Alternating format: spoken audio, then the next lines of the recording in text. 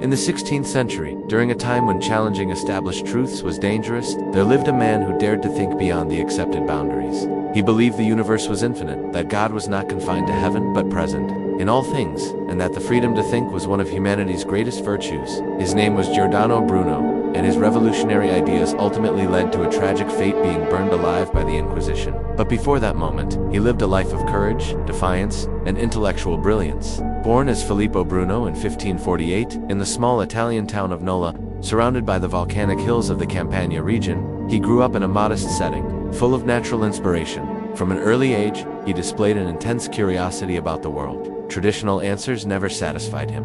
At 17, he joined a Dominican convent in Naples and took the name Giordano, honoring one of his spiritual mentors. The convent's vast library became his sanctuary. There, he consumed theological, philosophical, and scientific texts, developing a hunger for knowledge that quickly set him apart. He asked bold questions about the universe, about creation, about God, questions his superiors found troubling. Bruno's mind couldn't be confined by religious doctrine. He read forbidden works, including those by Erasmus and Nicholas of Cusa, thinkers who inspired his belief in a divine presence that transcended the rigid categories of his time. He began to view the universe not as a finite structure ruled by hierarchy, but as an infinite and living mystery.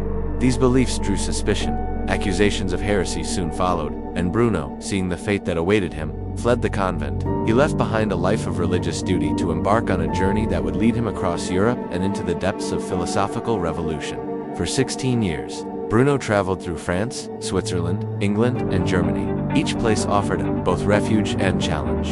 In Geneva, he briefly aligned with Calvinist reformers, but found their dogma just as confining. It was in Paris where he gained fame under the protection of King Henry III. His brilliant oratory and daring ideas impressed the king, who appointed him as a philosophy professor. During this time, Bruno wrote prolifically about the infinity of the universe and the possibility of countless worlds. In England, he found the most receptive environment for his ideas. He engaged in heated debates, confronting both defenders of Aristotle and supporters of Copernicus's heliocentric model. For Bruno, heliocentrism was only the beginning. He envisioned an infinite cosmos filled with stars like our sun, each possibly surrounded by planets with life. This belief was revolutionary and deeply heretical. To Bruno, God was not distant or aloof. God was within everything, an immanent presence in every corner of existence. He wrote works that challenged religious dogmatism and celebrated personal spiritual exploration. His books combined mysticism with science, poetry with philosophy, but Bruno was no diplomat. His combative style alienated many, and though brilliant, he struggled to find long-term allies or patrons. Eventually, he was lured back to Italy with a false promise of safety. In 1592, he was arrested by the Venetian Inquisition and later transferred to Rome. What followed was an 8-year trial, one of the longest and most infamous in the history of the Inquisition. He was charged with denying the Trinity, questioning the Virgin Mary's purity, and believing in infinite worlds. Bruno refused to recant. Torture and imprisonment did not shake his resolve. He believed the truths he discovered were larger than the men judging him. Even when offered multiple chances to renounce his views, he held firm. He told his inquisitors that they feared his sentence more than he did. In 1600, Giordano Bruno was condemned to death. On February 17th, he was taken to Campo dei Fiori in Rome. A large crowd watched in silence as he was bound to a stake. His tongue clamped to silence him. The flames rose quickly, consuming his body but not his legacy. The church sought to destroy a heretic, but instead, they immortalized a martyr of free thought.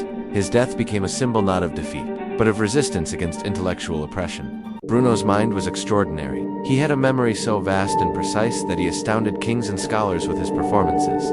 He created mnemonic systems to store knowledge, turning abstract ideas into vivid mental images. These methods were detailed in his treatises and used to teach others how to expand their memory and thinking. He was a polymath, moving easily between theology, mathematics, astronomy, literature, and philosophy. He merged ancient mysticism with the newest scientific ideas, proposing a worldview that united reason with spirit. His vision of the universe was poetic and scientific at once, an infinite, living whole filled with stars and mystery, reflecting the divine spark in all things. Centuries after his execution, in 1889, a bronze statue was erected where he was burned. It stands to this day in Campo dei Fiori, not just as a tribute to Bruno, but as a warning and inspiration. Ideas cannot be burned. Truth cannot be silenced forever.